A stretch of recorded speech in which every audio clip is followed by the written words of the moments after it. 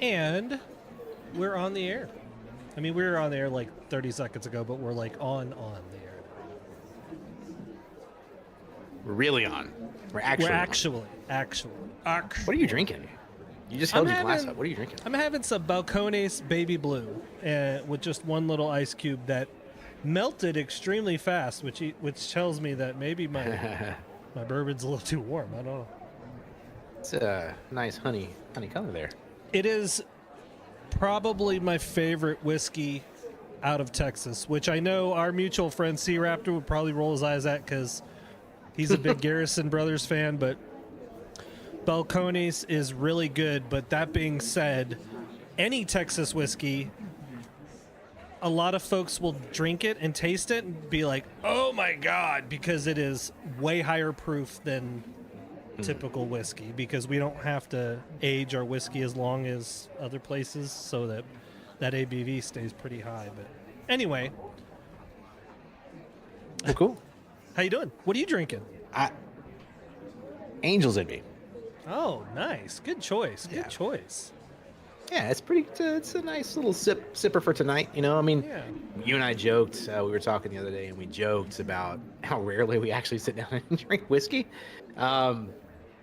Basically, this is the only time we ever sit down and drink whiskey, and so it's nice to have a little sipper, of Angels Envy. It's nice. So, howdy. Hello. Hello It out there is in September- listener and viewer land. September the 11th, 2024. I don't even know what episode we're on now, but it's season 2, episode something or another. 23. Go listen to the last one. Technically 24 if you count our pilot. You got the pilot. I was gonna say go listen to the last episode. I probably figured it out then, and just say this is the next one after that. So this is episode number next one. Is the one that we're on right now. I'm kind of excited, man. I'm kind of excited to get to hang out. Been a long few weeks, and we haven't. We kind of basically skipped one episode, and are picking back up today where we should have picked up originally. And excited to be back to it because we've been going back and forth over the past couple of weeks. There's been some really crazy stuff that was actually worth talking about, and I'm kind of excited to talk about some of those things. Hope you are as well, but we always start with kind of the obvious. How's the weather treating you? This time of year is easily my favorite in Texas. From you can almost count it from like September 1 all the way through to about May is like my favorite time here in Texas. September to November is phenomenal if you want to just sit out on the porch and relax all day because the temperature's just right. It's just a little chilly, maybe where you need to put a hoodie on or something, but it's nice out. That's perfect. Yeah. December, January, February gets a little bit crazy, but I like seeing an actual shift in the weather season, so that's nice. But yeah, it's been beautiful here. How about out your way? You guys have been getting a lot of storms and stuff, right? No, we're gonna start getting them probably tonight. I'm looking around as the hurricane is coming this way, but I think it's a Category 2 storm now, but it's been perfect. We got rain, I would say, early last week, and whatever front that came in, it basically never got back above 86, 87. Oh, nice.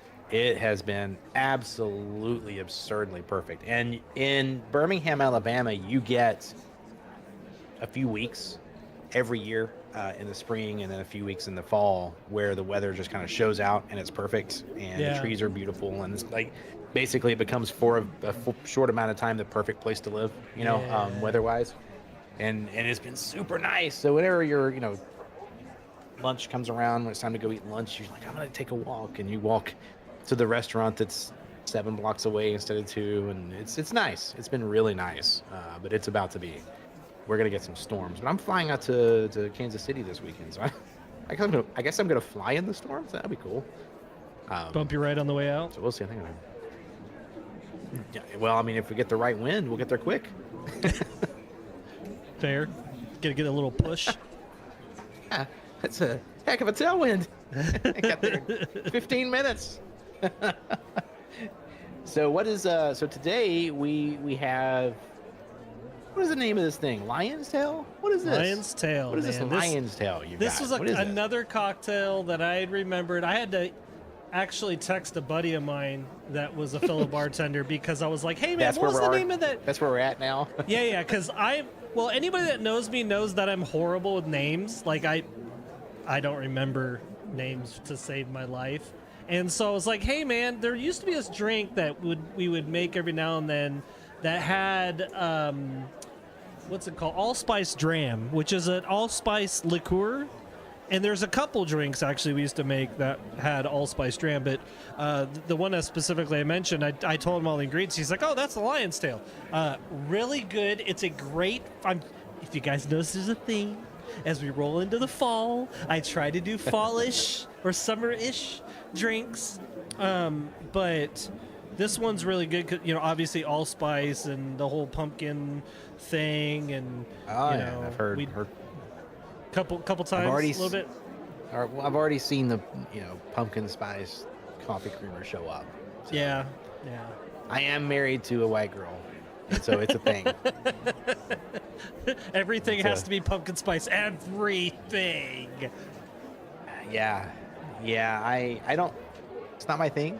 I'll be honest. I'm not a pumpkin spice guy, I'm but not a fan either. I would probably do okay with like allspice and a whiskey. Like there's drinks and smoky drinks and stuff like that. Yeah, I'm here yeah, for yeah. it. But man, there's a time of year when it hits and it's like the pumpkin spice everything, and it tastes neither like pumpkin or spice. Exactly. That's the problem I have is that everything Yeah. pumpkin spice bread and cookies and cereal and coffee and blah blah blah blah. I'm like, no, mm-mm. Blah blah blah. blah blah blah blah blah. No, I'm not trying to have all Blah, that. blah, blah. But No, I I'm not mean, having that. to be clear, to me though, like a fall cocktail, if it's got a little bit of like cinnamon or allspice or like Mm-hmm. Oh, yeah. I'm okay with that. And this one specifically is great because it's a kind of a perfect transitional cocktail because it has a little bit of lime juice in it and it has some allspice in it, so it's kind of that citrusy, spicy To try thing. this, I like the it's sound good. of that. I think I could It's get. good. I think I could get the wife into trying that and being like, all right, let's see, because it is fall, and Yep. I always, one of my favorite things every year is to find a moment next to a campfire Mm-hmm. with a whiskey in hand and feet propped up, and something about that is connecting for me, right? Where it's just like, all right, I'm part of the universe. I'm in a good spot. This is my time to be alive, and I'm sitting next to a fire drinking a whiskey, and that is like the Yeah, man. epitome of living. So I'm looking forward to that. So this might be a good drink to have in that situation. I had a So I think you and I have talked about this before, but Samuel Adams does not a seasonal, but every 7 years they release. yeah. It's beer, it's brewed, but it's liquor. I mean, it's essentially, and the name escapes me right now what it's called, but I bought a bottle of it a couple months before I retired, and then that was my like every year I kind of have one little glass. It's like a cognac. And when I lived in Southeast Texas, I had a fire pit, and I used to do that. You know, kind of celebrate the anniversary of joining or leaving the Navy. Go have a glass, just one glass, and a cigar or something like that out at the fire pit, and just relax and enjoy the nicer, cooler weather, and whatever. It's a good life, man. That's the good Yeah. stuff. It's the simple things. It really is. Yep. It's the things that they're really easy to take for granted or skip or whatever. But that's the stuff that makes it all worthwhile. Totally. So we got a show. Yes, We got some fun stuff to talk about. We're going to talk about how AI is making people money, but it makes companies sad. Warner Brothers Interactive, who we, to a degree, have bagged on a bit, and I think justifiably so. They are Sure. going back to some of the things that makes them good, but they've already squandered one of the best opportunities in Rocksteady Studios, so we're going to talk about that. California legislation. We go back and forth on some of those things we talked about a while back. I forget which episode. But all those people in Kingston, Jamaica who listen to every episode, they'll know which one anyway. They, the California legislation when they were talking about lab-grown meat and stuff. There's some interesting conversations there, but we do talk about the California legislation a bunch, and I think they're actually onto something here, and we're going to talk about that. Yeah. We are going to cover a little bit about September 11th. I'm kind of excited to hear your stories there. Pretty somber day. It is September 11th, and for Sure. anyone who doesn't know, that was a big day to us in the United States. So if you don't know, you should. But not everyone does these days, right? It's been a while back now, and the first-hand accounts of how that day went are always fascinating to me. But first, we're going to talk about something you sent me. Yeah. And it was this morning, and I was at work. I was actually working on another podcast, and it's a spider the size of my head that you sent me this picture of the spider. So now I want to know the story, and I have a story of my own about why I'm arachnophobic.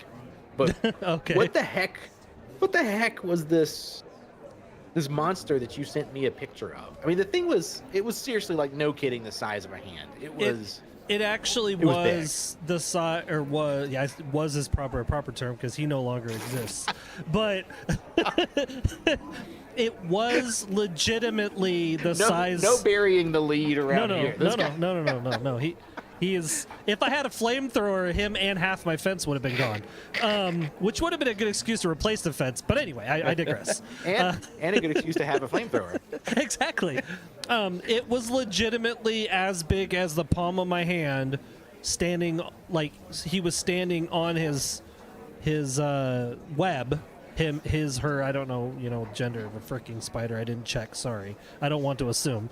But that was with its legs, like, bent. So, like, not spread out. So if his legs were spread out, he probably would have been as big as my hand. And for those of you rolling your eyes, I am actually not over exaggerating. It was. Oh, the thing is, I mean, it's on a 2x4. So you sent me a picture, and this thing is on a 2x4. Yes. And it spans the 2x4. I'm gonna be the width of the 2x4. Yeah, absolutely. It's his legs go from one side of the 2x4 to the other. It spans the 4. The 4, yeah, not the 2. And it's yellow and it's black and brown and has markings and looks absolutely like something has invaded Texas, and we should go ahead and let you guys secede and build a wall around you. Like, that's what that looks like to me. So first of all, I should say that I'm not scared of spiders, but I do freak out if they're in the house. And usually what happens is I'll have a little discussion with said spider. I'll be like, look, man, if you stay up in the corner. Try to reason, right? You stay up in the corner, you take care of the pests and stuff, you're more than welcome to cohabitate, but you come down within my reach. Okay. So that's the test. If I can reach you. Oh yeah. So being that the Central Texas weather has been what it's been during the summertime, I find I only go outside really when it's either late at night or the 1-2 days a week where I'm out doing yard work, mowing the lawn and stuff like that. So there's a good chance that this spider's been there for over a week. Because it's been about a week since I mowed the lawn. But now that the weather's getting nicer, I'm going out every day, and I'm, walking around with the dog, looking at the yard, looking at what I need to do to prep. And this guy had literally a web, so there's about 5 feet between the fence and my house. Okay? His web literally went from that fence to the house, down about 2 feet to where my AC unit was, and then back to the fence. Like, that's how big this web was. It was huge. Like small children, like, what was it catching in this web? 100%. Birds? I was like, holy. So my initial reaction was like, holy shit, that's actually the largest spider I've ever seen in the wild. I've never, besides camel spiders, but that's a whole nother conversation. If you try to talk to me about camel spiders, we're probably going to lose our friendship over that one. If you actually have arachnophobia, don't Google that. No, I know. I did. Yeah, Someone showed me once. And dude. Yeah, we used to use them for target practice. I'm not even kidding. They'd be scurrying about that. They'd be scurrying across sand dunes, and we'd be using them as target practice. Anyway, so I saw this guy, and I freaked out initially because we have brown recluses, we have black widows here in Central Texas, and so I had that moment of panic, thinking, oh crap. my dog is running around out here, and Yeah. she's oblivious to everything above her head. Let's be honest. So like, she could Yeah, be the running world above her head underneath doesn't it. exist. Doesn't exist. And so I was like, wait a minute. So I took a picture and I did the Google thing and I looked at it, and it turns out it was a yellow garden spider, which sounds a lot more benign than I'm gonna take babies away in my net. Yellow garden. I'm looking this up. Yellow garden Yeah. spider. I've got to resolve that I can. Yeah, that's it. Okay, yeah, that's Yeah, it. and they're venomous, but Argiope their venom isn't harmful to humans, and Okay. their primary job out there is to eat other spiders and pests. Which I'm like, okay, rock on, you're a helper. I'm down to Yep. let you live there. However, my man chose the wrong place to put his house, so unfortunately. He met his maker, and Yeah. but yeah, it was legitimately the largest spider I have ever seen, like in the wild, firsthand. Like ridiculous. I have to wonder, owning that I am deathly afraid of spiders, I do know why. And I have to wonder if this story I'm about to tell you never occurred if I would be potentially deathly afraid of a spider. So I'm going to tell you Well, the story. And Before you go you're on, gonna I feel tell like me. everybody has a little bit of a fear. I think there's a natural, like any arachnid, right? So anything with more than 4 legs, we get really wonky about. So Yeah. like scorpions, spiders, millipedes, centipedes, sure, snakes, anything with no legs, we get wonky. So yeah, that's probably fair. There's probably a natural fear, and maybe I'm not. I think I've overcome most of my arachnophobia for the most part. But I was a kid. Call me 5, 6 years old, and old enough to be out in the yard playing while my dad was mowing the lawn. And at the end of the driveway, where he was mowing the lawn, was a drainage ditch. So the driveway had a pipe that went under the driveway. And you know how on either side of that, whenever that is the way something is made, there's kind of the washed out area right next to the pipe on the other side. So my dad had made, or had put a post up, and it was like a light post at the end of the driveway, and it had like the street number or the house number on the street hung off of it, right? So it was like this post, and it had like a little sign on it, whatever. And it hung right over the washed out area next to the pipe. Yeah. And so I'm out there doing whatever I'm doing, 5, 6 years old, whatever you're doing, painting out in the yard.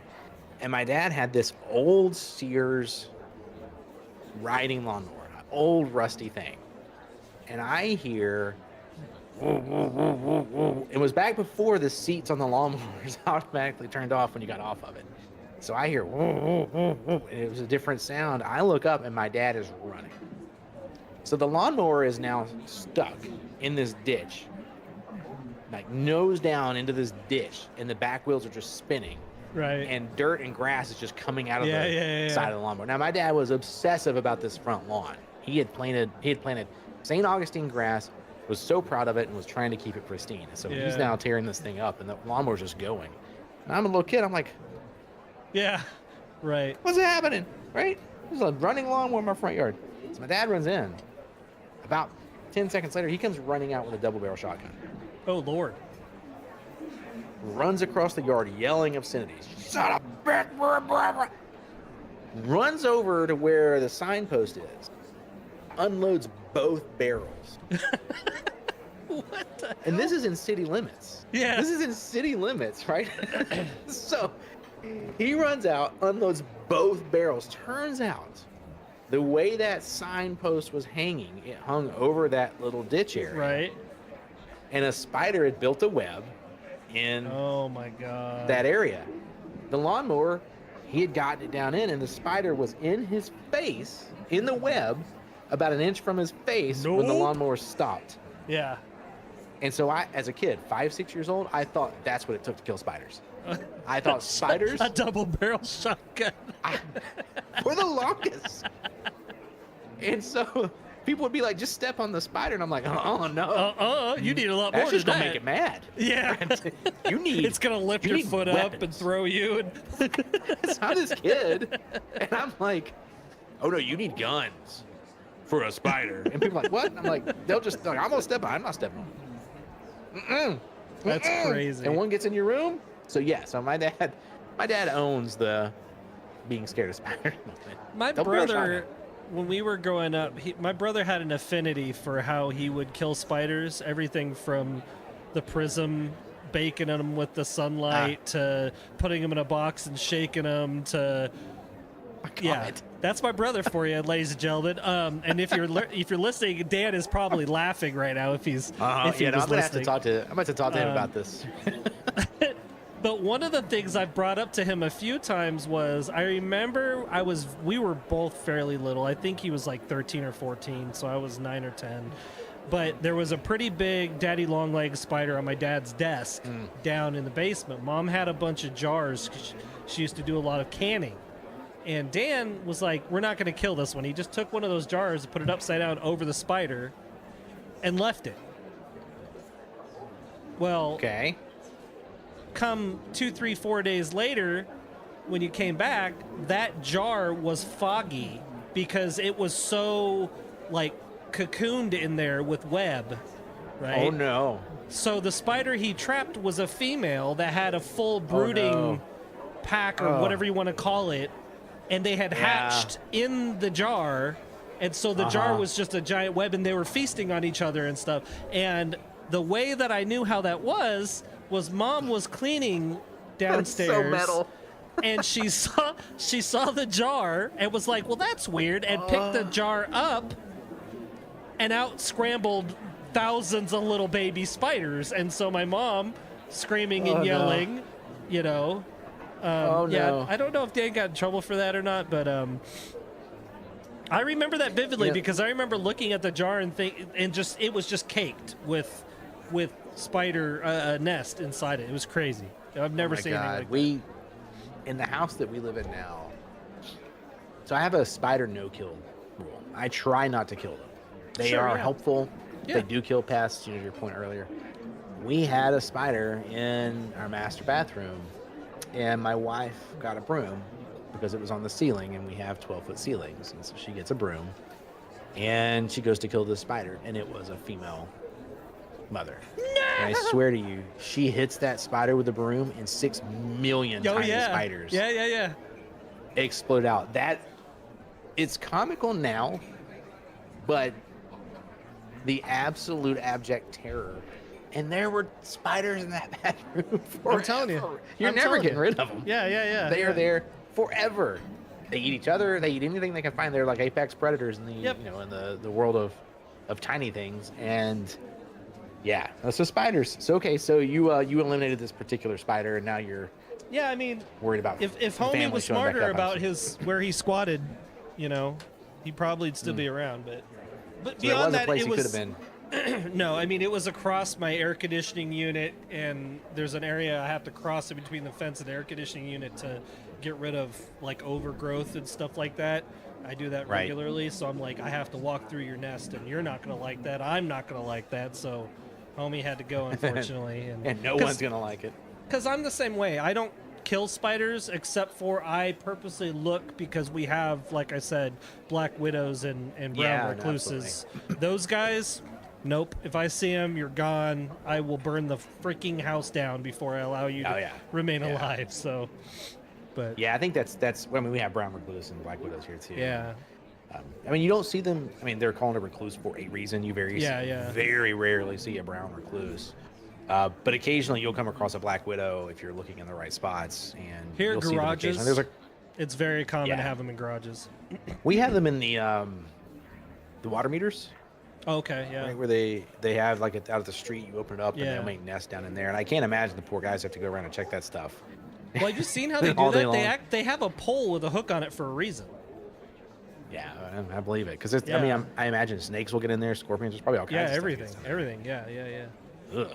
Oh. Exactly. And these guys, and that's the working man's plight right there. That is the working man's plight right there. That is true. That is true. All right, Happa. So why don't we start the podcast? Hey, look, we're We're gonna podcasting. start- how far did we go? 25 minutes in. That's all right. Look, you and I talked about this before. I don't know if you've gone back. I don't care how long we go because it's a good conversation. People can pause and listen at their own Yep. leisure and whatever. So And hopefully they do, right? Hopefully when people are Yeah. listening, they, we have our worldwide listeners, and hopefully, you're listening there in London on your commute to wherever you're going. You can just pause us, right? Taking the train to Paris, or the plane to Paris. I guess the train to where As would you one take a does. train from London? you Birmingham. can go. Birmingham. You can go to Paris from Go to from London through the Birmingham. channel. Birmingham. Go to Birmingham. I don't think people from London go to Birmingham. Birmingham though. Or Westchester. Westchester. Westchester. I don't even know where I would go. If I was in London, I think I would just stick in London. I've never been. don't- I want to go. Sounds I amazing. don't know, man. London to me seems a lot. I don't like big cities, so that's just me. I do. I love big cities, though. We have that. We're different that way for sure. Yeah. Okay. So Anyway. this story, I sent. Anyway, as a great segue from whatever we were talking about, I sent you this story, and I'm a little bit fascinated by it. We have touched on this in different ways a little bit, but I had no idea it was going to blow up in the way that it blew up. So, there is a guy near Charlotte, North Carolina, or he was near Charlotte, North Carolina, who has spent the past few years since 2017 using AI to generate music, putting that music on Spotify, and then using bots to listen to it. And apparently this guy was making around $100,000 a month That is doing this. just staggering to me. To 100,000 a month. $100,000 a month by having AI generate music, taking that music and putting it on Spotify, having bots listen to Spotify, and having Spotify pay this person. So his name is Michael Smith. He's 52 and he's a musician. Yeah. And he was arrested on Wednesday and charged with 3 crimes. I haven't seen what the actual charges are. I imagine fraud, right? There's stuff there, but there's a lot to untangle there when someone is generating music via AI and having bots listen to it, and then Spotify is sending them money. And now the guy's he's facing for real issues, but he was making $100,000 a month doing this. I don't understand how they can necessarily charge him with a crime. Because is there laws actually against what I first of all, let me just state clearly that to me, it is probably one of the shittier things that you could do, but at the same time, he used the system, he gamed the system and got paid, right? This is something that you and I talked about before, because Alana Pierce, shout out Alana Pierce, I know you're listening to the podcast, so but Big fan. Yeah, she said she's a big fan. She brought up the whole thing about TikTok and short form content creators. They weren't understanding how some of them are making money, but it's purely off the ad revenue, because it'll be 100 videos of exactly the same thing. Yeah. Over and over Yep. and over and over and over and over and over. Absolutely no change, right? Like, you might as well just be watching paint dry for 100 and some hours straight, and they're getting paid because of that, because the views and likes and the interactions. So this is, in my opinion, this is the same realm, right? Technically, I guess. So I don't understand how they charged him for a crime. I do see. Okay, so I just found the crimes. So he's being charged with wire fraud conspiracy, wire fraud, and money laundering conspiracy, and each count carries a maximum sentence of 20 years in prison. I feel like they're reaching. I got to be honest. There's a lot of people playing in the AI music space right now. It requires no effort. Right. It requires very little effort to upload it to Spotify and get paid for it. So I'm imagining the only angle you would have here to say that he did something illegal was using bots to listen to the music. Yeah, and I suppose for me, from a legal standpoint, my first question would be: does the EULA toss for? This was on Spotify? Well, I think it was Spotify. Let's see. I think it was not just Spotify. So that would be my question: is the EULA TOS for those companies state something along those lines that using bots for that is illegal? Because I mean, Says obviously I'm not a lawyer. We're not lawyers, but No, I am absolutely not a lawyer. I just play one on podcasts. But Right. Spotify, Amazon Music, Apple Music, and YouTube Music. God, You know, the guy Williams, who is apparently the prosecutor here, I just found this article. It's on Forbes that I'm looking at right now, and it ends with said Williams, "It's time for Smith to face the music." And now I believe the guy's innocent and should get his money, because I cannot believe you said that to a Forbes interview. It's time for Smith to Right. face the music. My God, Williams. I don't know And you, but I now don't like you. and oh God, company like Spotify or Apple or whatever having to pay money to someone creating music, like God forbid, right? Like. Yep. Well, that's really it. So one of the things we talked about recently was a site that I had found that generates AI music and actually does a pretty good job of it. So we were Right. talking about this on a podcast previously, and I looked at the licensing agreement for this thing. I was actually thinking about using, maybe I could generate a jingle for the podcast with this AI music. That'd be kind of cool. Sure. And then I wouldn't have to go make it myself and deal with all the anxieties of it's not good enough and all the kind of crap I deal with when I make a piece of music. Sure. And it's way easier to type it and be like, yeah, the AI did it. Obviously it sucks or it's great. Who cares? AI did it. And the licensing agreement included, if you use their site to generate this music, you have to pay a licensing fee just like you would pay any artist fee. That's how their site says it works. How they plan to enforce that, I don't know. Right. But there are people out there who believe AI generating music is the same exact thing as an artist generating music. I do not believe that. And so this guy was like, apparently he was using AI to generate everything. So like the song names, the album titles. I didn't even think about the artwork. Jesus. Yeah. And it was like Zygotic Lanny, Zygotic Washstands, Zyme Bedouin, Calliope Broom, Callous Humane, Calvinistic Dust. Like these are the AI was just having a AI was going bananas, making up band names. Throwing and shit music. at the I kind of wall want to and, listen to and it. seeing if it sticks. Yeah, I kind of want to go listen to it. Like, So here's How my bad was question it? though: is his music scrubbed from those sites then? Okay. when I was reading about this, apparently AI music making it onto the platform is something they try to fight. How did they And- find it though? I really don't know. And also, I know that, or I've read that at times they've actually put AI music on the site to use as background music. So there's a real sketchy world of AI music generation. Like, it's a sketchy thing. And so I guess we'll find out, when Michael Smith is prosecuted, and we'll see what comes of it. But I think that there's a lot of gray area there. I'll say it that way. I mean, the guy's a that's the musician. thing that really worries me too, because it's like somebody, let's say they spend a year to produce one album, a regular musician. This AI could probably produce all this stuff within a day or two, right? Like the same amount of music quality, all of that. So that's like, Is everything good? yeah, she's just, I think she needs to go out.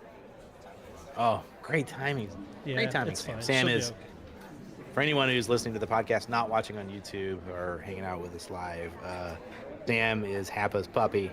And I think You can she's see her in, like, the, in hey. the frame, I think, now. Oh, maybe Yeah, not. she's like, hey, bud. Hey, bud. Hey, I need Anyway. something. Hey, bud. Sorry. But yes, No, I it's- mean it's that's all good. that's the thing I am definitely worried about, though. In the respect of, and we've talked about this, right? Like, we have to worry about AI replacing artistic intent and artistic production, and that's the thing that 100% we do. I am definitely worried about. I think there's too many chances for AI to be used negatively or just used improperly, I think. And I that's not great. Well, and it is, right? Like, I think it was Actually, this is a good segue, right? So another one of the things we want to talk about, I'm going to move one of the subjects, Sure. but is California lawmakers and their legislation around banning deep fakes and protecting workers and regulating AI. And California is kind of ahead of the curve on some of this, and I think someone's got to be. I think that what we've found Yeah. is AI. There's a couple of things here that I want to make sure we talk about. So AI is really not that good at this. Right. As a musician, I can spot AI generated music. As a human who reads a lot, I can spot when AI has written something. I can generally spot an AI generated picture. Now, what is interesting is not everyone can. Yeah. And so there's a lot of people who are experiencing music or writing or pictures or videos, especially the deep fake stuff, if you've ever seen the deep fake stuff, that are unable to process that is not real. Right. And they adjust their viewpoints, they adjust their lives, like things change for them based on whether that thing is happening. And so then now what's happened is once that got discovered, people started using it on purpose to confuse people, to do Yeah. whatever they're doing that is is unsavory. And California has introduced some legislation. Some of it I think is potentially going to be hard to enforce, like requiring social media platforms to remove deceptive material. Right. Right. How do you police that? But one of the things I'm really excited for them to have introduced is they're saying, hey, what if AI material acknowledged it was AI material? So like if it was written, it would have to say written by AI, or if it was a picture, it'd have to say generated by AI somewhere on the picture. And that's pretty cool. So I think one of the subjects we wanted to kind of cover in AI will be central to it is that California, a lot of times, California's legislation happy a lot of times. Right? They push a lot of legislation. They put a lot of things, and sometimes they hit, sometimes they miss. But someone needs to do something about AI. Yeah. Yeah. 100%. So what are your There's thoughts definitely on not that? there's not enough conversation going on in general, I think, around it. First of all, there's too much white noise of everything going on in the world, I think, for people to focus on this subject. But I don't talk very positively of California legislation very often, and for those of you that listen to the podcast and know us, we don't talk politics or nothing necessarily, but I will give kudos where kudos is deserved. And over the past year, California legislation has case in point, they banned certain chemicals in food, which to me blows me away which that is a thing for you. anybody is legislating that. Like, that's crazy to me that's happened. So good on them for that. And then this one too, I think it should be a requirement on AI content to say this was generated by content, because like you said, and we've joked about it before, that there's people posting and reposting stuff on social media, and I could look at the picture and it's clearly an AI picture. It's not real. I know it's hard to believe, guys, that Trump running through a swamp carrying kittens in an AR isn't a real photo, but that is an actual. that's an actual AI generated image. No shirt, abs, just yes, yeah. Like, and even Elon Musk has laughed at the meme of him like standing. There's one of him standing like back to back with Trump, and they're all buffed out, and come on. Some people think that you'll laugh, but some people think that is actual imagery. That's what happened. Yes, to me and you'll send me one, or I'll send you one. We'll talk to our buddy Deke, right? We'll send these things around, and it's like we all know. Even the good ones, we can tell really quickly are fake. Mm-hmm. Right? Something just doesn't jive with us. Oh my God, the 14th supermodel looking, quote unquote, F-35 pilots their legs are bent the wrong way, right? Yeah. Someone looked at that and they're like, "Oh, that's real. It's real." God bless America, or whatever, Repost if you love Jesus, right? Like that's kind of the thing. And people are losing their minds over it. And the only people who seem to be kind of saying we need to do something about this is California. And one of the reasons for that is actually, I think, a really solid reason And that's because California has been dealing with this since the writer's strike. Part of what happened with the Yeah. writer's strike is them saying you shouldn't use AI to write shows. Yeah. And there's this whole thing going on in Hollywood where actors and actresses over many years, what they would do is sign away their likeness Yep. when they did a movie. And that was so you could make movie posters, right? Yep. That is so you could make whatevers. But turns into studios were like, oh, what if we just use that likeness and we deep fake a whole movie with you in it? And from a Well- legality standpoint, they can't. Yeah, And and that's that's a where problem. you're at a point too where you got actors that pass away and they're still going to use their likeness. So Bruce my Willis is one God. of those folks. He actually had it written in his contracts that people were not allowed to use his likeness with AI. There was one case where he was okay with it because there was a movie that he was working on at the time of his diagnosis, and unfortunately he's gone downhill very quickly, so I don't think he was even able to finish the film. Right. So they used AI for him. But there's another one just recently I read, the gentleman that played Governor Tarkin in Star Wars. Oh, yeah. Yeah. His estate is actually suing Disney because they used his likeness in one of the newer movies. I think They it did was in indeed. Andor, and it actually again is written in his contract that they were not allowed to use his likeness, and they did it anyway. And so I think that side of litigation needs to be pursued, because we're going to get to a point where the suit wearing stogie smoking in the back of the boardroom, counting his piles of money, is going to say, well, we don't need actors and writers and technical people. We'll just do it all by AI and screw all of them. And we don't care that Scarlett Johansson's been dead for 75 years. We're still going to use her or, whatever the case may be. It's going to happen. It's going to happen unless they litigate I agree. against it. So I agree. It's wow, this is really flowing because really that segues into what we've been talking about. Yeah, The 100%, yeah. executives really are not going to behave. They're not going to behave in an honorable manner. right. And what I mean by that is I'm not blanket stating executives are evil humans, right? Just because you have a certain title at a company doesn't make you evil. But if there is evil to be found in a company, that is probably where you will find it. And the spreadsheeting, bean counting folks of the world will look at something and say, why do these voice actors cost so much money? Yeah. Why am I paying $1,500 Yeah. for a voice line? That makes Well- no sense whatsoever in a $152 million game. Well, business But why am I executive's paying going to this do what a business $1,500? executive is meant to do, right? Like they're meant to make money. That's all they care about. They want to don't make care money about and the spend. product. They want to make as much and spend as little as possible. Yeah, exactly. Yeah. And So- they're going to min max. Yeah. And it legitimately doesn't matter how they get there. It's No. they're going to do what they're going to do, and that's it, right? Yep.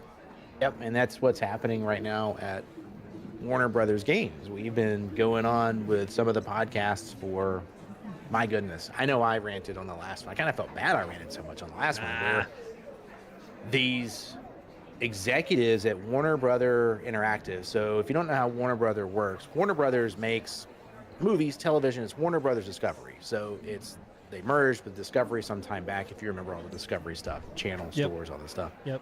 And they make movies, they make all this entertainment. One of the things they make is video games. And you and I met playing video games. And so video games is a quarter of their business. It's not their primary business, but it's a big part of their business. And Yeah. they made a game that we really liked, which was Suicide Squad, Kill the Justice League.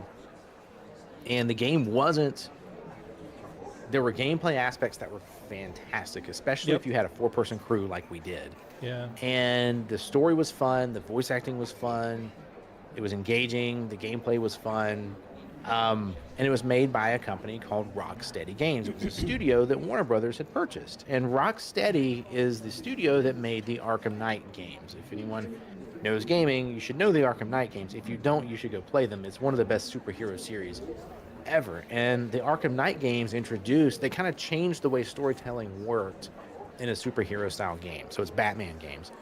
And it also introduced a combat system, which was brawling, right? Hand-to-hand combat and fighting. Yeah.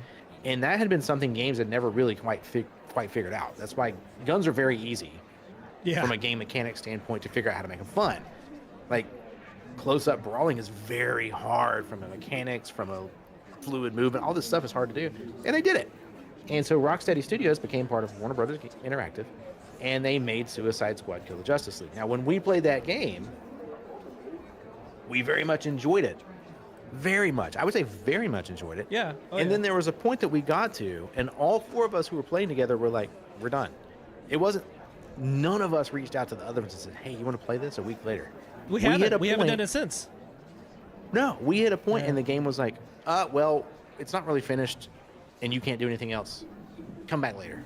There's And so- actually a menu that's like, I don't know, I don't remember if it had a date, but like, continue your saga, blah, blah, blah, at this. And I think collectively we were like, okay. And then we just never did. Like, We never did. And it was obvious to us then, and we've talked about it, that the executives at Warner Brothers Interactive decided that they wanted to force live service games. Well, then one of the executives at Warner Brothers Interactive Yeah. comes out and says, I don't care how good Hogwarts Legacy did. We're never doing another game like that. We want to do live service games. We're only going to do live service games. 1.6 billion profit? Oh, as an yeah. Something crazy? Yeah. But it was the biggest game of 2023. It was just huge. And this guy gets on a stage and he's like, we're not going to do any more of this. Right? A shareholder calls, we're not doing this. We're not going to do Yeah. it. And has no interest. Well, as we talked about in the last podcast, they have paid the piper on that. They suck at live service games, as do most companies. There's like 5 out there that are worth playing. Yeah. There have maybe been 20 in all of history that were worth playing. Yeah. And you're probably not one of them. And now they're saying, first of all, we're going to lay off a bunch of people at Rocksteady because screw those guys. Obviously, they suck. Well, they got to make up the money somewhere. I mean, obviously, the studio sucks because we stopped them from doing what they're good at. Ridiculous. We took a bunch of basketball players and tried to make a football team. Well, screw Yeah. them. They suck at football. Why do they suck so yeah. bad? Why do you suck so bad? Yeah, What's wrong why with do you you? suck so bad? And now they've announced that they are going to go back to games like Hogwarts Legacy. So I would love to know this arc. I have been very vocal about it. I want to know Tappa's thoughts on this whole arc. You've actually worked in the gaming industry, and I Yeah. have not. You know a lot more about this than I do. So what does that even feel like from a game consumer, a game player, a person who's worked in the game industry? I'll tell you, as somebody that feels like they were the guy that was like, we can't do this is going to be a bad idea, or this is how this is going to turn out, or I'll support you because I have to, but I don't believe that this is the direction we should go, and then watch it roll out exactly how you explained it was going to happen. Like, I was that guy. Now, granted, I was only in the games industry for a few years. Like, well, I don't want to say that I'm an expert, but I can tell you firsthand how that feels. First of all, in a situation where you see a car wreck occurring, you don't want to be the guy that's like, I hate to say I told you so. Okay? I would Right. rather be wrong than be right in that instance. So I promise you, there was somebody at Rocksteady that probably said, this is a bad idea. You really don't want to do this. This is how we've been successful for however many years producing these products. We should probably stick with what we know. And the guy was like, well, I think you're wrong. We're going to go with this direction. And he was probably like, this game's going to crash and burn. And then here we are. What was the loss? The loss that they took? It was an insane amount of money, right? It was Hundreds of millions. Yeah, it was Yeah. hundreds of millions. So- yeah. I mean, the total loss in the organization was like 650 million or something stupid like that. so when that happens, and now this guy is either one of the guys, one of the folks that got laid off. It wouldn't surprise me. Or B is somebody that was told in a meeting, you need to lay off this many people. And Sure. that makes it even shittier, excuse the language. Like, that's even worse, right? Because you're in a position where you're like, I tried to warn them. I tried to warn you guys. Yeah. We have a product line, because that's essentially what the Arkham Knights and all those games Yep. are as a product line. They're all they're not the same, but they essentially are based off of the same idea. Same engine, right? same mechanics, Yes. same gameplay loops. Yeah. You know, there's an interesting thing you called out right there. Have you and I ever talked about the Curse of Cassandra? I don't think so. So I work in, you know what I do. Yep. Some of the folks on the podcast know I work in the software engineering realm and have for 30 years. And it's interesting to me when you say, hey, someone at Rocksteady was saying Sure. something was going to happen and that you were that person at the company you were at. There's something called the Curse of Cassandra. So Cassandra in Greek mythology was a Trojan priestess, and she was dedicated to the god Apollo. And Apollo really favored Cassandra and gave her the gift of foresight. In other words, Cassandra could actually predict the future. Right. Cassandra, however, did not return Apollo's affections. And the punishment that Apollo dealt out, right? Apollo was like, okay, well, fine. You can tell the future, but no one will believe you. And it was one of the most torturous Oh, my curses. God, the ability yeah. to actually see the future and tell people what was going to happen, but no one would believe you. Sure. And when I go from companies to companies to companies, especially when I was doing consulting, there was always someone there. And they were generally well thought of people who were saying, "Guys, I don't think this is going to go the way that you hope it's going to go." Right. And they were, to a person, ostracized for saying that. And the group would say, well, we're just going to move down this path anyway. And there was always a segment of the group, if you interviewed them independently, who actually knew, oh, it's not going to go well. Yeah. So I promise you, to your point, someone at Rocksteady, someone at Warner Brothers, someone was saying, this live service thing ain't the play, bruh. Yeah. And they went down that path anyway. And who paid the price? Not the executives. Yeah, I promise you, they still got their bonuses. I promise you, they still got their pay. They still, unfortunately, the developer that has their passion for however many years working on these games is the guy that's probably let go. Unfortunately, Yep. It's very frustrating to me to see foul ball after foul ball after foul ball. Like, this is just a process that just repeats itself over and over at Bungie, at Blizzard, at EA, at Ubisoft. Like, all these publishers do the same crap. Like, you have a potential, you have a product of a potential that is possibly going to be greatness. You take it in a direction that you think you want to go, regardless of feedback from the players, regardless of what your employees might say, regardless of what you see all over social media people talking about, and then you wonder why it falters and falls apart. Like, Amazon Gaming's New World is a perfect example of that. That You game played that released, game. I was so excited. I was completely on board for New World. I joined their Amazon Creator Program. I was planning to go big on it because it was a beautiful game. It had all kinds of potential, and it was just like the games that we're playing now, like First Descendant and Warhammer, which we'll talk about a little bit later, that have great social gaming mechanics. Like, you play with your friends, and they got away from PvP a little bit more, which I think there is a significantly larger group of folks out there that want to play games through a campaign and stuff with friends and not have to PvP. And New World was one of the first games that I saw that they were like, we're going to have PvP and we're going to focus PvP and we're going to balance the PvE around PvP, which you shouldn't do because it just breaks the PvE. It breaks everything. Right. And it literally, it actually did break the game. And I would say probably 95% of the players left the game because they just didn't like how the direction it went. They had an amazing story that they just completely dropped and ignored, and you never went back into. There's just so many things over and over and over. And I've seen this repeated from game to game to game. It's been Skull and Bones is another one that I was super excited and stoked for. It's the exact same thing. They're delving into PvP, and as a result, their PvE loop is just that. It's a loop. It's the same crap over and over and over, just with different colors.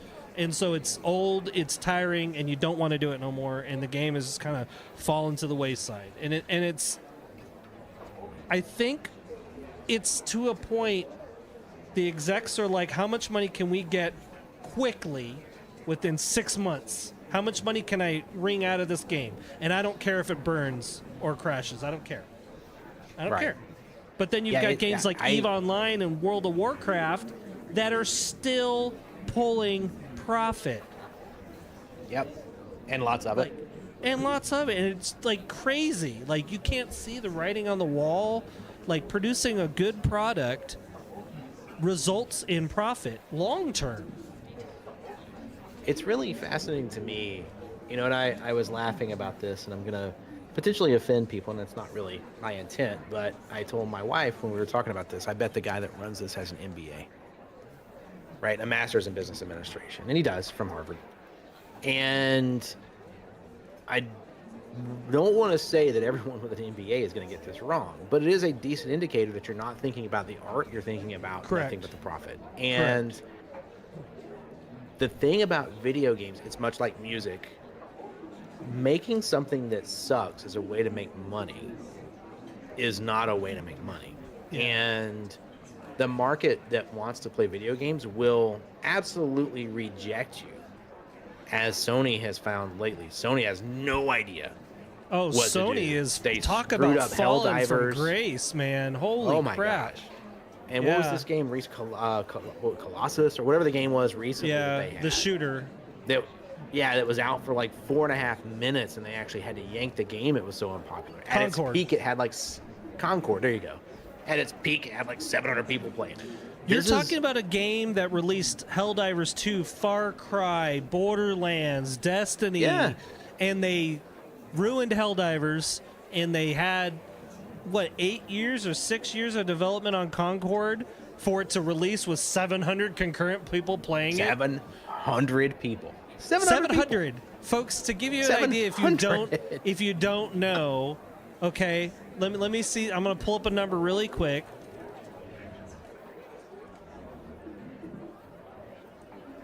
Right now, World of Warcraft has, as of September 12th, over 600,000 people playing concurrently.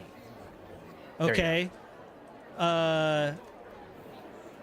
World of Warcraft released on November 23rd of 2004. 20 years ago that game released, and it's still holding above 500,000 concurrent players. Sony launches a new game, and it's 700 people. And I guarantee you they lost hundreds of millions easily. Oh, 100%. Off of it. And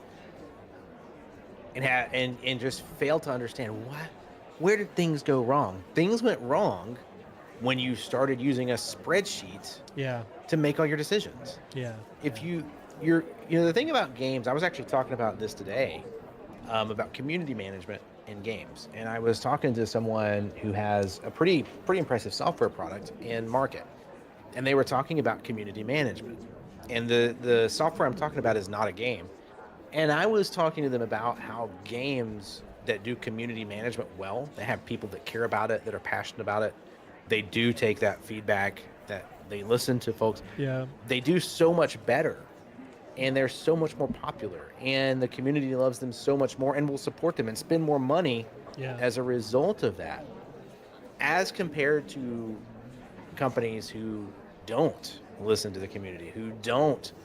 And what's interesting about gaming in this conversation I was having is how much feedback the community is willing to give you if you're willing to listen to it.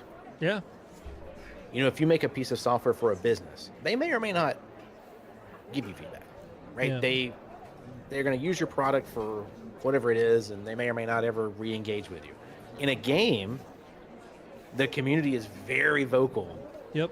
and so there's really no excuse. If you're making games, there's no excuse for not knowing what people think about your games. There's just no excuse for that. And there's no Because excuse for the- you going the opposite direction of all that feedback. There you go. And you're like, well, I know better. Yeah. I think and I hope that gaming is where we draw the line, because I've seen this happen in music. Yeah. Music was a very pure form of art for a long time. And then there was money to be made, not in the making of music, but in the distribution of the music. Right. And so record labels are called record labels because they distributed the music, not because they made it. So they would sign someone into a contract. They would take whatever product they made, some amount of music, and what they were selling is the CDs or the vinyl records or the magnetic art tapes. and all that. Yeah. Well, no, the actual moving of the plastic. Oh, They right. sold because you can sell 100 million of that. They didn't care what was on it, as long as it sold more of it. It was the same thing with newspapers. They were selling paper, and so it's really games are an opportunity for us to like have an equilibrium if the community will speak out and not support things like Concord. Right. Don't. It was an obvious cash grab. Don't support it. For me, the biggest thing that really upset me about this whole WB thing is Rocksteady's layoffs, because I struggle with it. Yeah. it's a perfect example of the people that did the hard work, that probably worked 12, 14, 16-hour days, came in on weekends to get the product out on time, on schedule, et cetera, et cetera, et cetera, by deadline of some guy in a suit who has probably doesn't even play games, doesn't even know how to Yeah, play the 100%. game. Yeah. That's the worst part of it, and unfortunately this year has been really rough in the games industry.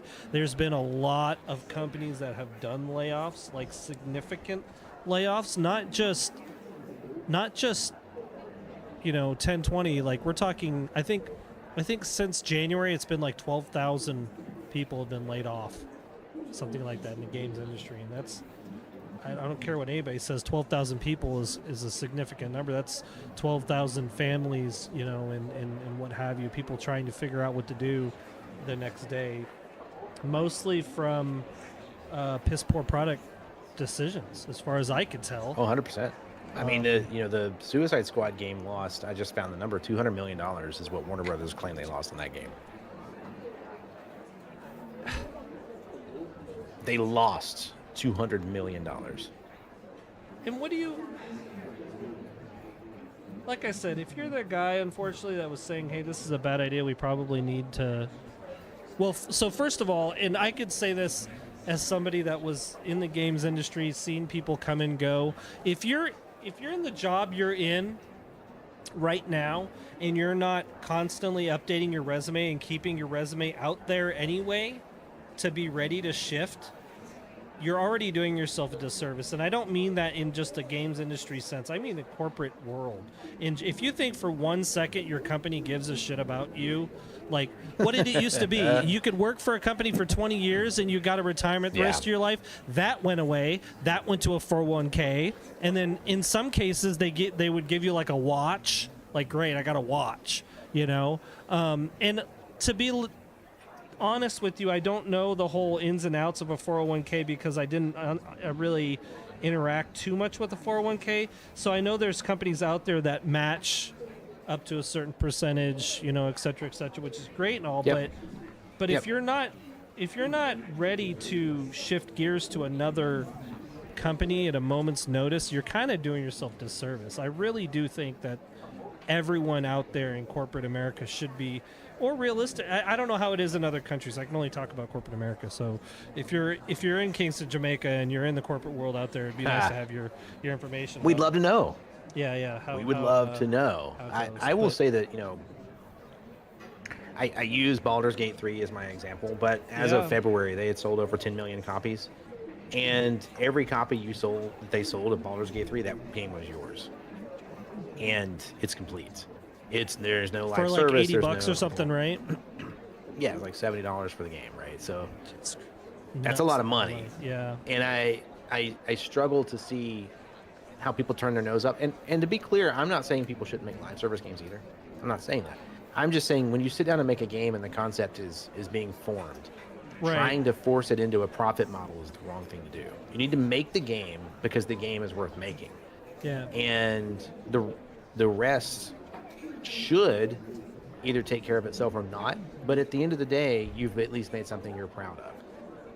There was I was backstage one time and I was playing a show and there was no one there, and which was hit or miss, right? Sometimes people are there, sometimes people are not there. Sure. And there's a couple of quotes I got from that. One was, if you can't play an empty room, you never deserve a full one. Right. That one's always stuck with me. And the other one was the process of making music has to be about you making the music. Because if you play an empty room, you still made something you're proud of, right? And that's what it has to be about. That's what art is supposed to be about. It's not supposed to be about pure profits. Can it be profitable? Yes. I think that plenty of companies have shown us it can be.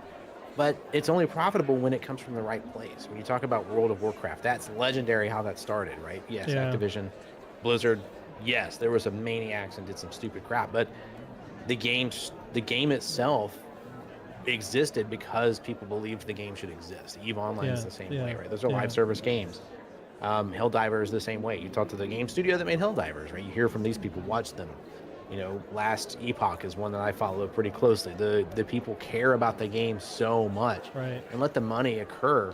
You don't make a financial decision at early process of a creative. Like early in the creative process, if you're using profit as your measure, you've probably already lost. You're already going to fail. I think it's also should be said too. It's like if you have a product type or product line that you have been successful at and hugely successful at, it's probably not a good idea to hedge your bets on doing something that is completely outside the norm, right? Like, so case in point, when Logitech is known for computer peripherals, right? They're known for computer Oh my gosh, keyboards, yes. mice, whatever. When they stepped out into doing things like microphones and headphones, I remember some of their early products were just garbage. Like just straight Hot garbage. You don't see Sennheiser going out and being like, we should start making mice and keyboard now.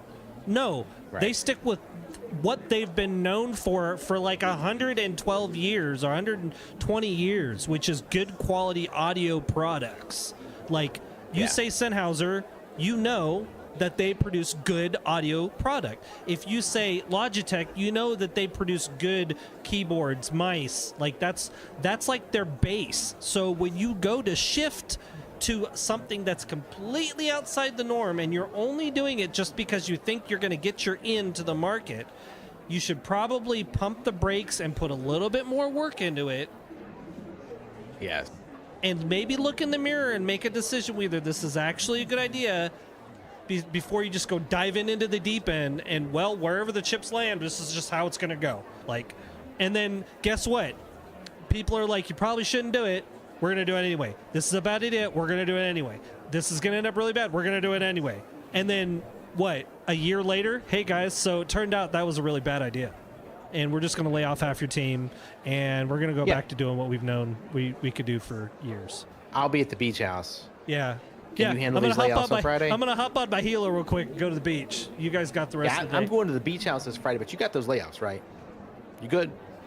And that to me is another side of corporate America. One of the reasons I was just like, I can't do this. I couldn't do it. I could not make it to the position where like you are right now. I could not make it to upper management even and probably survive because I would want to just start grabbing people and shaking the shit out of them and be like, what is wrong with you? Like, What is it you don't get about this? Yeah. Watching you fail repeatedly is making me feel bad. Because video game industry is something that really has blown me away because you could go on Reddit, you can go on social media, you can go on Discord, you can see it in the game, like the feedback. And then to see a game go in completely the opposite direction, and then you wonder a year later when people are just not playing your game anymore. Like, why? Why are you wondering that? And that's there was a game that you and I both know, and so it will remain unnamed, but where we were privy to feedback. Yeah. And we saw feedback, and the feedback was heard, as in it was presented to people who could action it. And I think there were people who wanted to do things with it. Yeah. But the company overall did not represent that. So the people that you're giving the feedback to also don't represent. They've got to represent the company line at some point. Yeah. And watching the decline of a game with a thriving, healthy community is particularly painful to watch sometimes. Yeah. Friendships are formed around those games, right? Especially if they're things where the game allows you to play with friends. They're entire, groups of people that get together and enjoy the game together. And Yeah. watching the companies be kind of frivolous, apathetic towards feedback Right. has been fascinating to me because in business, again, I'm in the world of software, and one of the hardest things to do is to get good customer feedback. And that's Yeah. a thing, you send out surveys and you go ask questions, and it's common when you do that you don't get enough feedback to be statistically significant. Yeah. Right? And when you're actually trying to you're trying to do really good research, you send out all this information, you get back almost nothing, right? There's just it doesn't mean they're not using the software, it doesn't mean they don't like the software. Yeah. It just means they didn't respond to you. And gaming doesn't have that issue.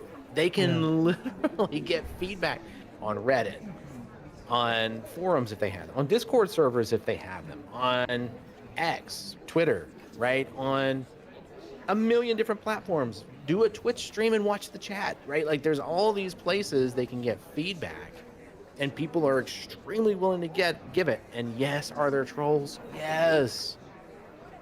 But that's the job. You're getting feedback. And then Well, you also have ignoring people it, that are their job is to sift through that trolling and sift through that that's the job. garbage, and that's the job, right? I will never forget hearing a dev tell me when I brought up that this is still an issue, and the response to me is, well, we haven't seen any feedback from you about this in some time, so I don't Really? necessarily agree that it's a problem. And 6 to 9 months before that, I was literally told to stop putting feedback giving on feedback. that topic in, because it was known. It was known that it is something that's from the community. And that's the other side of it too. Is like, at what point with all of these companies, we know we know you don't want live service games. Everywhere I'm seeing you talk about in social media, you don't want live service games on Discord but we think what you really want is a live service game. right.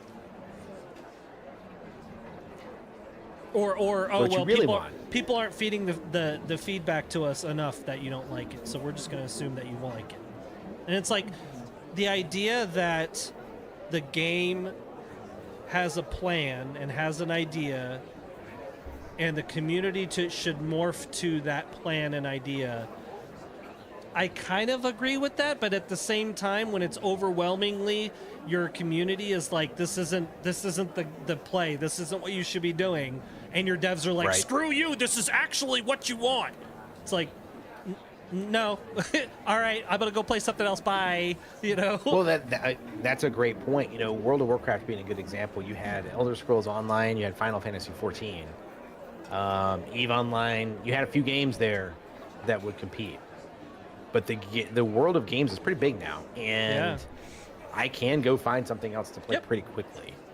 I'd so say about abandonment- every 6 months you've got a kicker of a game that comes out that you can jump Yeah, into and that's about ignore the right- other games. Yeah. Yep. I agree. Every 6 months. That's actually a fairly good segue into a thing I want to hear from you, which is I want to talk to you about what games you've been playing, because I know what you've been playing, and I want to hear more of it. Well, we but want to do that now, before- or did you want to talk about the? Well, before we get there, I want to honor the fact yeah. that it's September 11th, and I want to run through our stories of September 11th. So you and I talked before. We were talking before. Are we going to talk about September the 11th? Or are we not? There is a thing psychologists talk about where you have shared trauma when an entire group, this would have been the assassination of JFK. September 11th falls on that, and everyone who was impacted that remembers pretty acutely the story of where they were and what was happening around them when that occurred. And there's these events, right, that people have, and they impact you so much that you can ask just about anybody who was alive at the time. As we're getting older, crazy to me that we have people voting in this election who weren't Yeah. around, right? Yeah. For We're a generation thing. removed from September 11th. right. That So think about that, folks. If you're listening, we are a generation removed Yep. from September 11th. 25 years almost, right? Yep. And so 23. we say it like a thing, Yeah. and now we sound like people talking about when Reagan, this attempted assassination on Reagan, or when JFK was shot, right? Like we start sounding like those things. But I want to honor the fact that that was a big deal. September the 11th was a huge deal. It changed the world forever in a lot of ways. And I thought maybe we could just tell where we were and what was going on with us when that happened. I know a little bit of your story, and so I'm going to go first if that's cool, Sure. because Yeah, your of course. story's way better than mine. It's not. I would rather have a it's- mundane story than the crazy story. I know, but that's the one you have is actually one that I think people would be interested in. So for me, I think like many people, I was supposed to work that day. I had decided to get up that morning and call in, and I went back to bed, and my phone rang, and it was my buddy Tony, and I was like, "What's up, man?" And he's like, "You got to turn on the television." So Tony was at work, and I worked with the guy, and I was like, "What?" He's like, "You got a plane right into the World Trade Center. You got to turn on the TV." I was like, "What?" He's like, "Yeah, some crazy accident, right?" So I turned on the television, and one plane had hit the World Trade Center. And I'm like, "All right, man. Well, thanks for telling me." He's like, "Yeah, okay, we'll talk later." Hung up, and within about 10 seconds of hanging up with Tony, the second plane hit. And I will never forget sitting there looking at my wife and thinking, that wasn't an accident. Yeah. That's what hit my head first. That is on purpose. And the almost abject terror of, we're under attack. What does this mean? And of course, soon after that, the Pentagon gets hit. Soon after that, there's a plane going down the field. And at the time, you're like, how many are up there? Right? How many are? We got 4. How Yeah. many are? And you start hearing rumors and in the news, the 24-hour news cycles, the station's just trying to keep up and report, and the buildings fall down, and it's just this whole day of. What was interesting to me, because I remember I'm going to go back to the Challenger Yeah. incident, accident when the Challenger exploded, and I remember being numb when the Challenger exploded, being like, wow, I couldn't process it. On September 11th, I was processing it live, and to me, I actually felt it. Meaning, it was dread. It's just the feeling when the towers collapsed. Oh my God, Yeah. there's people in there, right?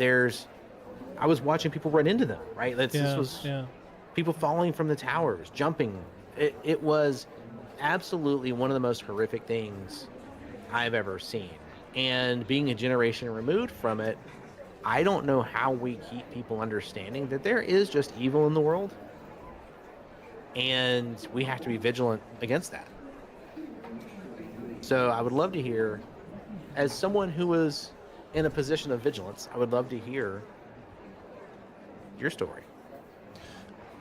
Let me tell you, all the way up to this point, I hadn't thought about being in a position of vigilance. I like that you put that. I was in the military. I was in the Navy already. I'd already been in for a few years. I'd already done a deployment at the time out of the West Coast. I had cross-decked from San Diego to Norfolk. I checked on board my next ship in May of 2021. We were scheduled to deploy September 17th, 2001. I was supposed to be in Rome on Christmas Day, to give you an idea of how that deployment was already planned to go. I am not particularly religious. However, the idea of being in Rome on Christmas Day and possibly being blessed by the Pope, even though I wasn't religious, was pretty freaking cool. Okay. Yeah, sure. Again, So I you're was excited.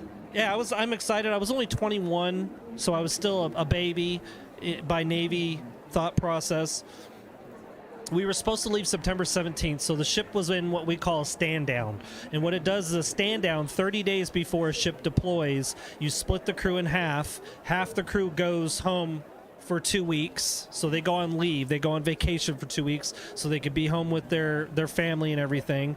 The other half is on board, because if you guys don't know, when a ship is pierside in Norfolk, San Diego, whatever, we have a normal working hours. We drive in the morning, we do our normal working hours, we go home at night, and then once every 3 days, 6 days, 7 days, whatever, you do a 24-hour period. So there's always somebody on board that does firefighting and security and just keeps things okay and clean and, you know, whatever. But during that stand down period, you're in what's called duty section only. So you don't come into work unless you have the 24-hour shift that day.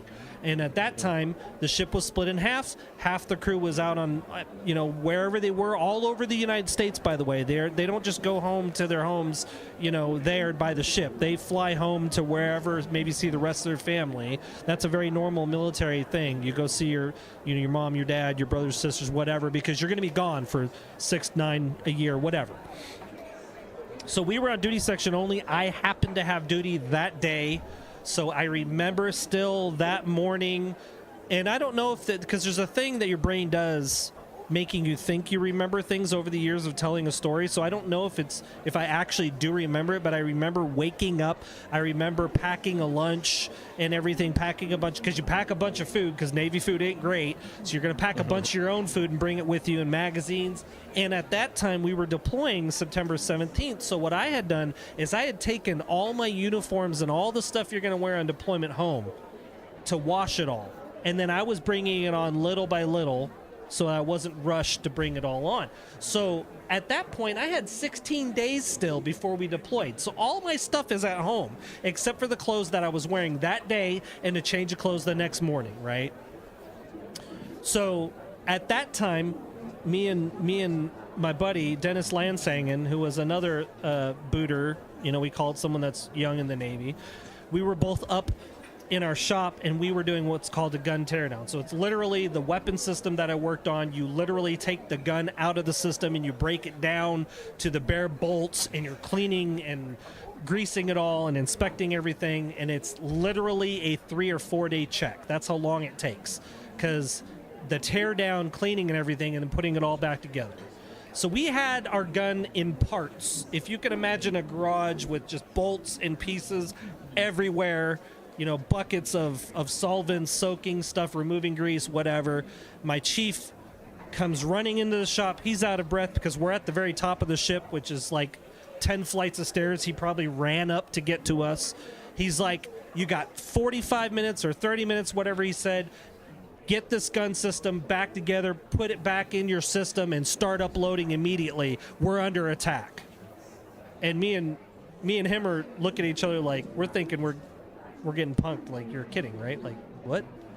And Chiefs grabbed the remote, turned the TV on, and the cinematic timing of it, when he turned the TV on, the second aircraft hit the World Trade Center. It was like perfect timing.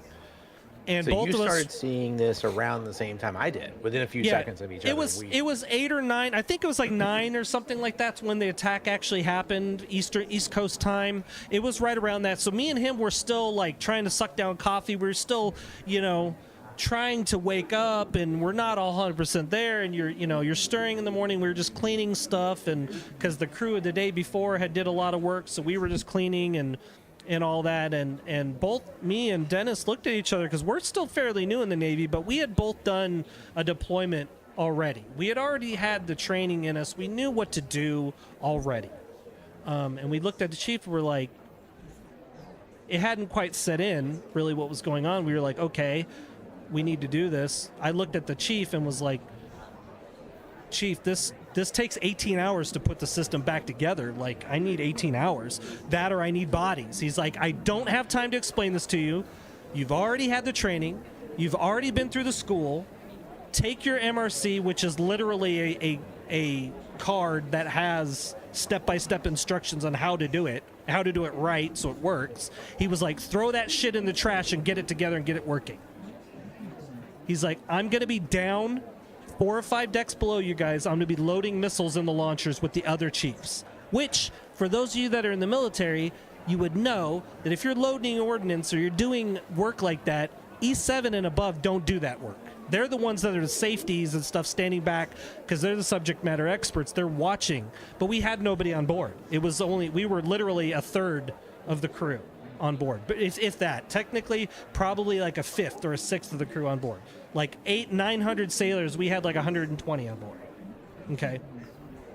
He's like, I don't have time. Get it done. And he ran back out. So me and Dennis are kind of like,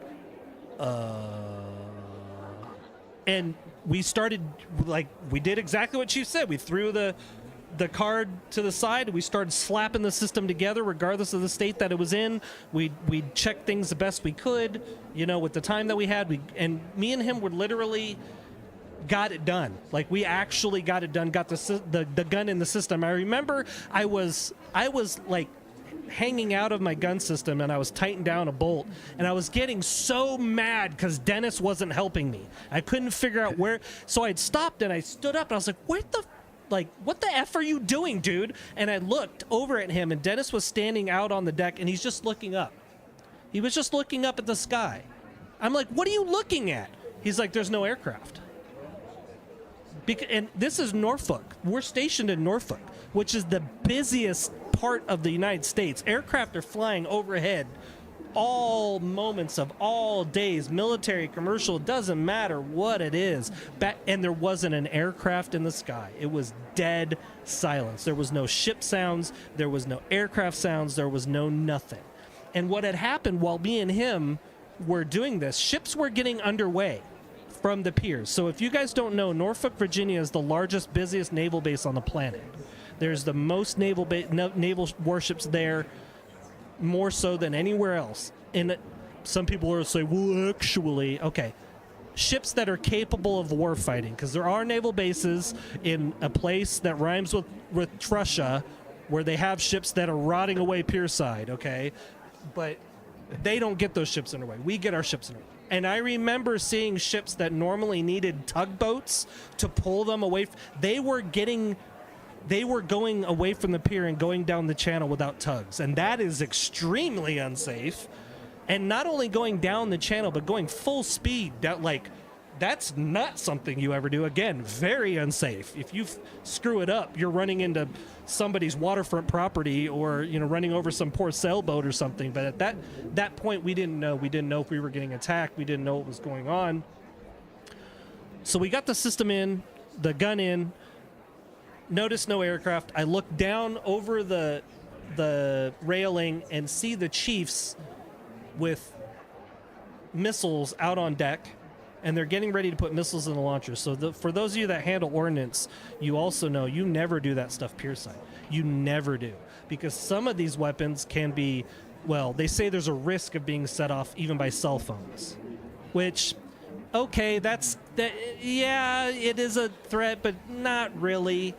Now, all these ships that are getting underway, they're blasting their radars. Now, that's a whole different animal, because that is a level that could be setting off ordnance. And we're slapping missiles in the launcher by hand. We're not using cranes that we're supposed to use. We're not using safety gear. We're just get missiles in the launcher in case I need to, God forbid, shoot down an airliner.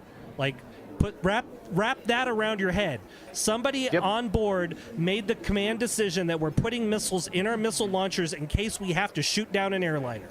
Wrap that around your brain. What you are saying right now is, I want to recap this because I don't want anyone to miss this. You are in the United States of America. Norfolk, Virginia. You are on the East Coast. Yep. You are on a warship that is 300 miles from New York City to be underway. Yes. The reason you're loading in armament, you're doing all this stuff, is because you may need to use it right now. Yes. Not because we're going to Rome, not because, no. The posture at that moment is, I am in the United States of America on a warship. This warship has weapons. We may need to use these weapons right now. Correct. And to give you guys clarity, we don't if you're normally leaving for a deployment out of the East Coast, you don't load your weapons systems until you're about halfway across the Atlantic. That is, and even then, that's kind of iffy. Sometimes it's typically closer to Europe and Africa is when you start looking to load. So you definitely don't do it pier side. You definitely don't do it within 12 kilometers of, or nautical miles, I should say, of the American coast. That's just not a thing. Okay. So we get missiles in the launcher. We get our gun systems loaded. By this time, aircraft are now orbiting overhead. And they're orbiting overhead over the Pentagon. They're orbiting over New York. The National Guard air is up. Like, there's a lot. Now there's the opposite of what I was saying earlier with no air. Now there's aircraft up everywhere, but it's all military aircraft. There's no airliners anywhere. So then we get told that we're getting underway in 45 minutes. If your spouses or loved ones can bring you a sea bag of clothing and what have you, they can do it. If they can get to the gate by this time, they need to do it. Okay? Now, not to knock anybody's loved ones or spouses or nothing like that, but when September 11th happened, there was an overwhelming number of spouses that just loaded their kids and their families in the cars and came to the naval base as if that, I don't know, like I need to get to my husband, or I don't know what the thought process behind that was, but the gate traffic was insane, like just insane. And at that time, my wife at the time, I was working on the system. I texted her, said text. I was lucky because, yes, 2001, I had a phone that I could text with. Like, I think I had a BlackBerry at the time. I think that was Future the phone man. that I had. Yeah. I texted her and I said, let me know when you're parking off the pier and I'll come down. Because they weren't letting us off. That was the other thing. They had guards posted at the end of the pier. We weren't allowed to leave the pier, and our spouses weren't allowed to come onto the pier because they were scared people were going to leave and not come back. So I remember vividly. I remember running at that time is like 15 flights of stairs down to the pier because it's literally you have to go all the way down to the pier. Running in boots and coveralls and just covered in grease because I'd just been working to the gate, and they allowed my ex-wife to put my sea bag loaded with whatever she could get in it, clothing.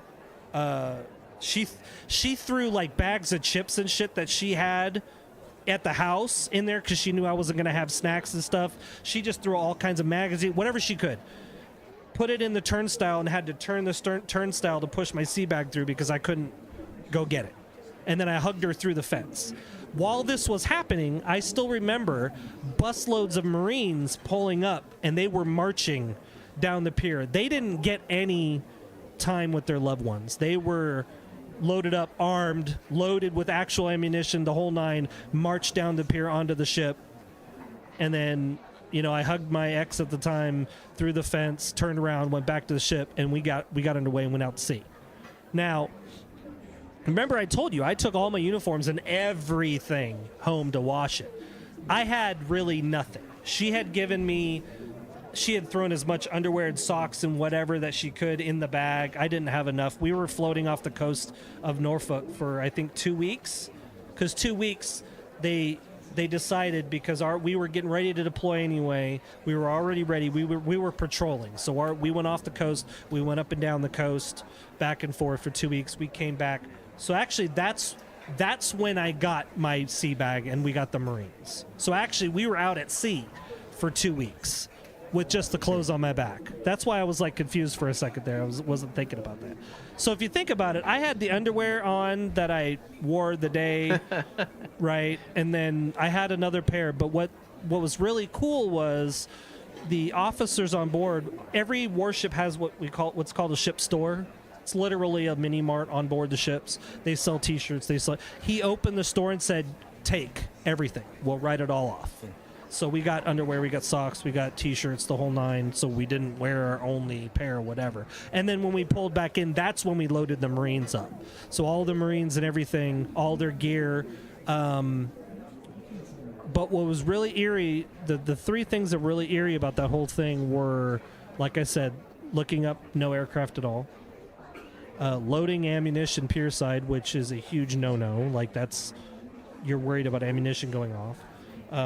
Obviously, being off the coast with only about 100 and some folks on a ship that should have So like 8 that to 2 weeks 900 sailors, right? Yeah, I was gonna say that 2 week period where you guys are out there patrolling. There was never a moment that you mentioned where everybody shows back up. So y'all are No. skeleton crew. Yep.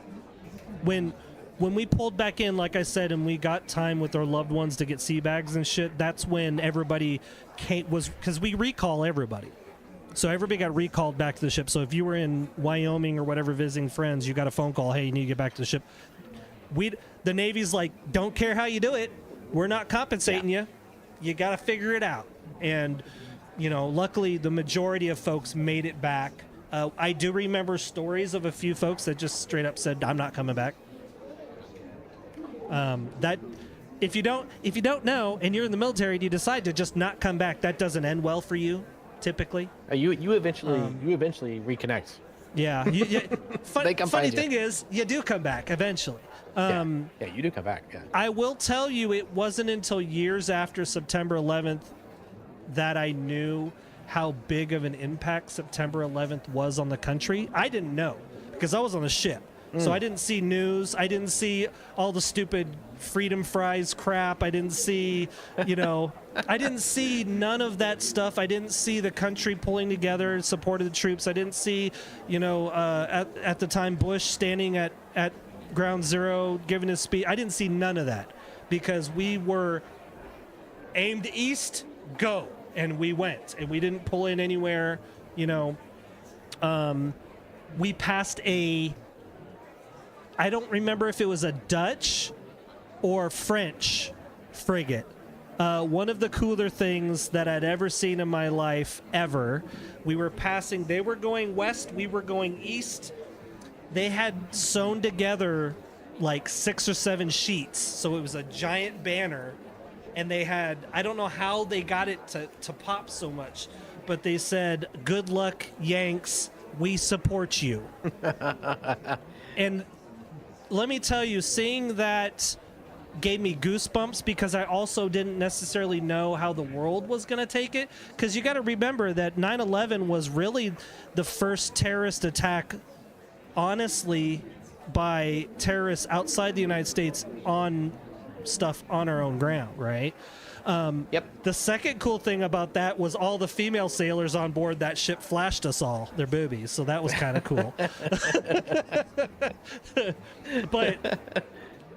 But I mean, my mom, I don't remember if it was right after 9/11 or a few years after 9/11. The History Channel did a September 11th special. It was like 3 or 4 DVDs. Mom gave that to me like 10 years ago. I still haven't watched it. Because I will tell you, I get anxiety anytime I see the videos of the airplanes hitting the Twin Towers or any of that stuff because of that almost 25 years ago. It's still the trauma, even though I wasn't in New York. I mean, the trauma of it still sits with me. And at that time, I'd never heard of a 9-month deployment. The Navy usually does 6-month deployments. And we were gone for 9 months. To give you an idea, my first deployment was 6 months, and we were in port more than we were at sea. I actually ran out of money. That's how often we were pulling in and visiting places. So I had this idea of being in the Navy that was completely different than it is today. That deployment on September 11th, we pulled into Rota, Spain. That was the only port we pulled into in a 9.5-month span. And we pulled in there to grab the missiles from the ships that were coming out of the Mediterranean. We literally took ammunition and stuff from them. They were giving you ordnance. Yep, because they were on their way back they after were coming. leaving. They were were going already. back. Yeah, they had already. But unfortunately for those guys, they did a 6-month deployment, crossed the Atlantic, touched the East Coast, loaded up on ammunition, turned right around, and came right back. Yeah, right. And so there were the Theodore Roosevelt, same thing. I remember watching the satellite images. They had left for deployment and were coming home, went to Rosie Roads in Puerto Rico to offload their air wings. So all of the aircraft and everything, they fly in separate from the ship. That's very normal. their aircraft literally all took off at the same time, and about midway to Puerto Rico, you could see the satellite, the aircraft turning around, and they all landed back on the carrier, and the carrier did a U-turn and went right back out. They were gone for 14 months. Sitting off the coast of Pakistan, Afghanistan, 14 months they were sitting there doing operations. That's if you want to talk about stress on the families, like that those guys, I felt for them. I was gone for 9.5 months, but I was still fairly young. It wasn't that big of a deal for me. But stuff like that, I still have memories of stuff like that. I have memories of looking down. We have an area on our ship called the bomb farm. It's where the ordnance guys put together the bombs, and then they go and move them to load them onto aircraft. And there was folks that were from New York that were writing notes on the bombs, you know, to Saddam with love, or not Saddam, you know, to Taliban with love, or they were writing names of loved ones that they knew passed away in New York, and like pretty crazy stuff. Like I remember seeing that, and I think I told you the other night, RCO put a proper song on the 1MC, our loudspeaker on the ship, the first Harriers that launched with bombs on board. It was Let the Bodies Hit the Floor. Blasting. I mean, some of the speakers were crackling. The song was so loud. You want to talk about amped up, and yeah, but yeah. Anyway, I probably rambled a little longer, but that's no. This is. You know, I'm going to tell you, man. Thank you for telling that story. This is one of my favorite stories I've ever heard, and it. You said you get anxiety when you watch, and I would say most people. Most Americans who saw that on television remember where they were.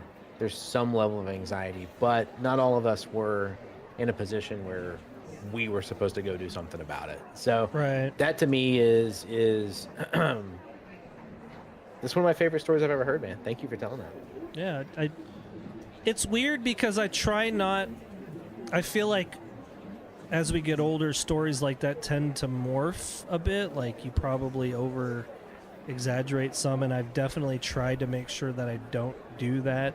That's also why I corrected myself, because it didn't make sense that we were loading the Marines on September 11th, because I vividly remember watching the channel pass me and thinking all I have on is the uniform that I'm literally wearing right now. Like, what the hell am I supposed to do? You know? Yeah. How long are we going to be gone? Like, and you've only got 1/8 of the people you need to actually run everything. Which, by the way, that was crazy in it of itself, because I was standing watch on what we call the air. At the time, I think it was a self-defense weapons coordinator's seat, but it's literally your air defense coordinator. And I was 12 and 12. There was just me and another guy that were qualified at the time. And when we got underway, I was the only person on board that was qualified to do that job. So when I tell you that I don't remember going to bed a whole lot for the 2 weeks that we were off the coast. Yeah. Honestly, I think I was living off of cigarettes and coffee at the time. I think's what it was, honestly. People don't. It's really easy to look back at historical events and say, "Oh, that's how it turned out." Yeah. Once you have the whole story, it's easy to look back and say that's how it turned out. But when you live the event, you don't know how it's going to turn out. Yeah. And I think it's pretty chilling when you talk about we were loading missiles because we might need them. That's why you're loading them. You're not loading them because it's fun to load them. Yeah. It is a dangerous thing to do, and they are meant to cause damage, and they are very good at that job. So you don't mess around with them. It's not a toy. And when you're on a naval warship and someone says, let's load the weapons, and you're in the United States, that's pretty chilling, right? And I think people forget, with the benefit of hindsight and history, it was 4 planes and we were done. We didn't know that. And pretty crazy, man. I appreciate you sharing that. That to me is one of my favorite stories I've heard. So thank you. I've had people ask me, "Is like, if you ever had to shoot down an airliner, would you have done it?" And I think my response at the time was, we were all so amped up. I don't think I would have. The thought of it being an airliner would have crossed my mind. It's just a threat. Yep, that's all it is. And looking back, obviously, you would have an immense amount of trepidation over the fact that you just did what you did. But that's hindsight is never what you think of when you're in that situation, right? So, but anyway, yeah. So just for those of you out there listening, and I mean this in the sincerest way, this wasn't just an America thing, by the way. This changed. September 11, 2001 changed literally how the entire world, I think, looks at a lot of things in general. And we were significantly more ignorant about the safety of our own people and our own days. And it's unfortunate that we're not in those days too, because that was a significantly more,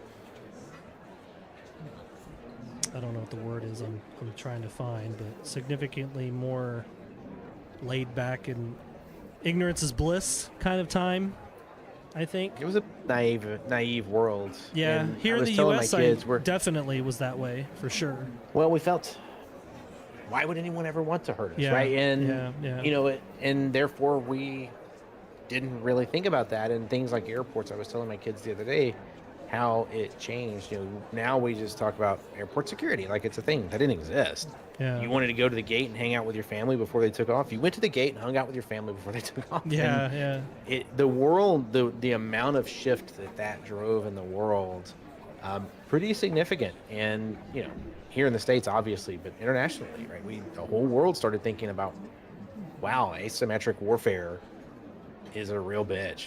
And when people make up their mind that they want to hurt you and they're willing to do literally anything to make that occur, they can get pretty creative in how they're going to destroy other humans. And it's not traditional warfare, right? It's not, there's no honor system. There's no system where you say, this is how we're going to approach this.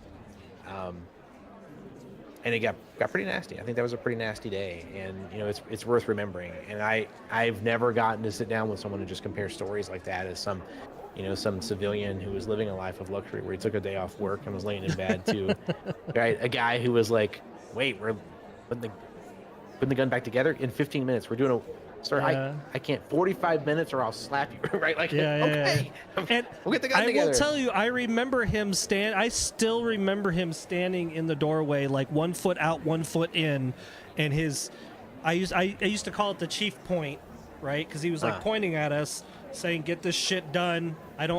You've been trained, you've been to the classes. I'm not here to hold your hand. Get it done. I'm busy."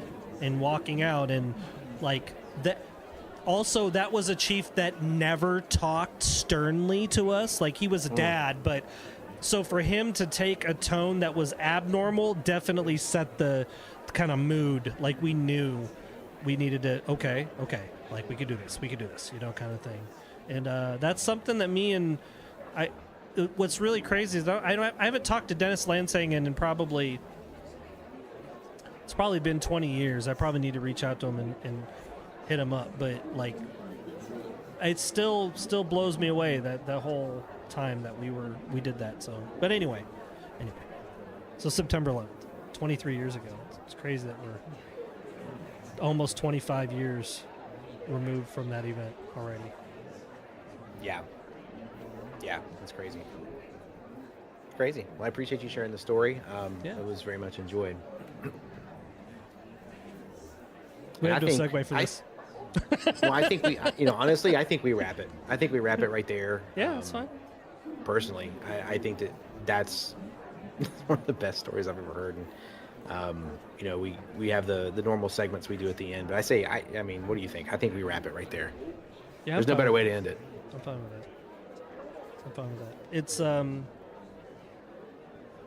yeah, I got nothing else other than I will say though, my closing statement still applies, that you should take care of yourselves, you should take care of each other, you should laugh, you should smile, you should work to make someone else laugh and smile, you should hug your loved ones. I can never remember the actor that said it, But his line, I think, when he got his Oscar or his Emmy was, call your mom.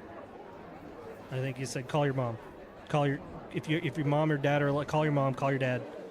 Let them tell you about their day. Tell them you love them. Tell them you appreciate them.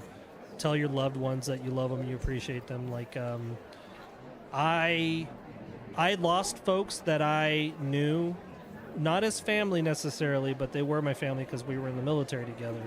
And I will tell you, thinking back on some of those folks in these times is pretty trying. So make sure you guys tell the folks that you care about them. So. But yeah, that's it. I mean, nothing better to say there, man. Hope to see you guys in 2 weeks. What is that? 28th maybe? What is 27th? that? What date is that? Something like that. 25th. Okay. Oh yeah, 14 25th. plus 11 is 25. That's great. That's how math works these days. Yeah. It's the new math. It's the new math they're teaching the kids in school. Anyway, appreciate y'all. We'll see you next time. Have a great night, guys. Bye, everybody.